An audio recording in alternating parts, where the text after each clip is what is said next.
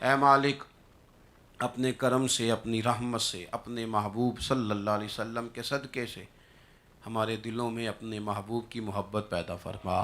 حضور کے اصحاب کی محبت پیدا فرما، اہل بیت کی محبت پیدا فرما، اولیاء صوفیاء کی محبت پیدا فرما۔ اے کائنات ارضی کے مالک، زمین و آسمان کے خالق، ہماری پریشانیاں دور فرما دے، بیماروں کو شفا دے دے،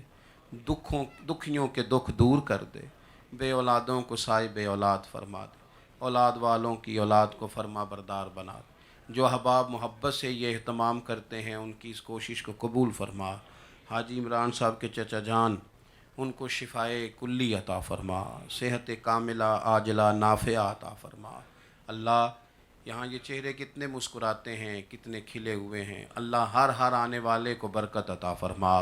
اللہ ہم سب کو دین کا لیے اخلاص عطا فرما، للہیت نصیب فرما، ہماری کمزوریاں معاف کر دے، ہمارے اندر جو سستی ہے، جو غفلت ہے، اپنے فضل سے اسے دور فرما دے۔ اے اللہ ایک دوست نے دعا کرنے کے لیے کہا ہے، وہ بھی علیل ہیں، ان کی بھتیجی بھی، مالک سب کو شفا دے۔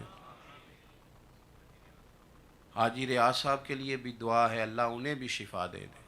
مالک ان کی مغفرت کے لیے دعا ہے، ان کی کامل مغفرت فرما دے۔ اے اللہ تیرے محبوب کے غلام جمع ہیں،